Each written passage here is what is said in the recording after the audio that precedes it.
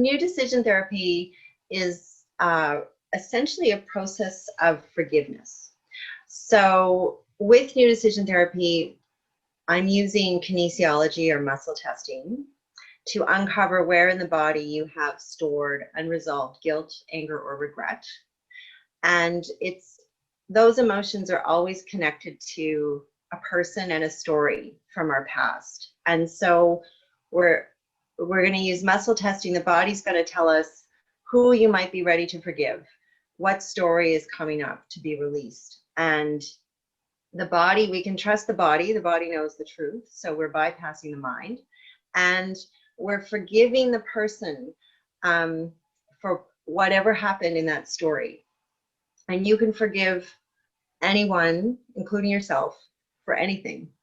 And that's a big statement, but as we talk, Michael, I can explain more about what that is. But that's essentially what new decision therapy is releasing those old stories through forgiveness. Through forgiveness. And I mean, quintessentially, I mean, if you even look back to the biblical times, you know, and if you're a Christian, you think about, you know, what the main premise of Christianity was forgiveness. I know Jesus talked a lot about forgiveness and forgiving the self. And that is so important. That's like money in the bank. And I think a lot of people, I think we had trauma. We've always experienced trauma at one level or another from another person, but we never really get a chance to forgive ourselves. And I think a lot of people don't understand that concept. Maybe can you just touch on the idea of self-forgiveness and what do I have to be forgiven for?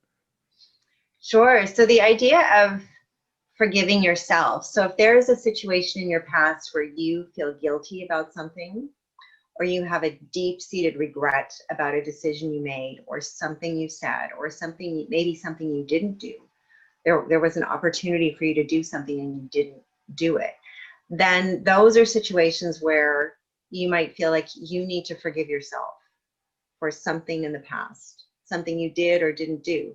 And I think when we talk about forgiving ourselves and forgiving others, and Michael, I love that you're talking about it as sort of biblical, because it can feel like really that forgiving someone is that's for Jesus or God to do, right? But it's part of our own healing. And so when you're forgiving someone, you're never condoning what they did.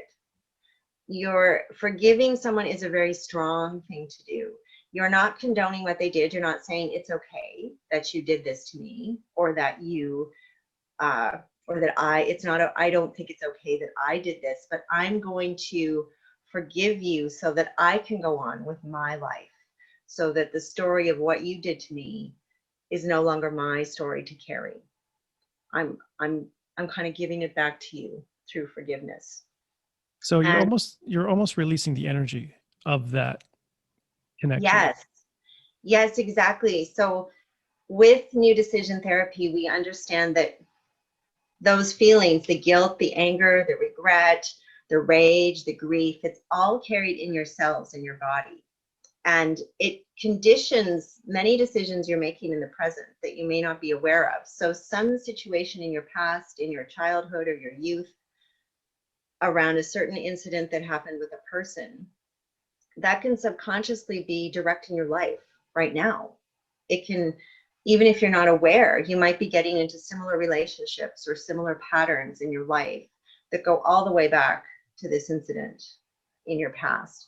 And so with forgiveness, you're unpacking those cells and you're releasing all that energy that you've been carrying, and it's released, and you're starting anew almost without that story.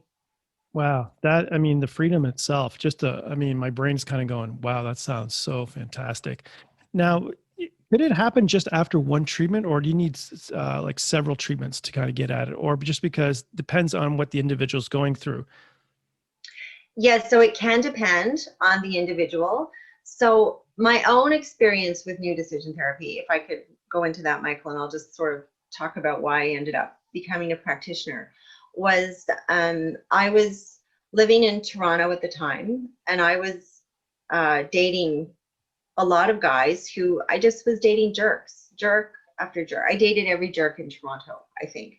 And I was making poorer choices about relationships than I was in my teens or my 20s. I dated nice guys then, and then suddenly I'm in Toronto in my 30s and I'm dating all the jerks. So I knew there was something like going on for me. It was just a recurring pattern. I was on a merry-go-round, and I thought, I have to change. I have to somehow break out of this cycle. And one of the things, I had talked to a friend who had done new decision therapy, and she talked about the muscle testing, and I said, okay, this, like, something about it just intrigued me. And so I ended up going for my first session and discovering that, to my surprise, at the root of my relationship issues, it went back to my relationship with my mother. And there was something I had to forgive my mother for, which, if you'd asked me, well, your issue with men is really about that time with your mom, I'd be like, no. But it was. It was. So in a first session, it can be rare to like, that's a big thing, to forgive a parent. Yeah. It can be rare to start there, but I was really ready. I was suffering. I was in a lot of grief, and I knew there was really something that I needed to resolve. And I went in with that intention. Like, I'm not carrying this stuff around anymore. I have to move on.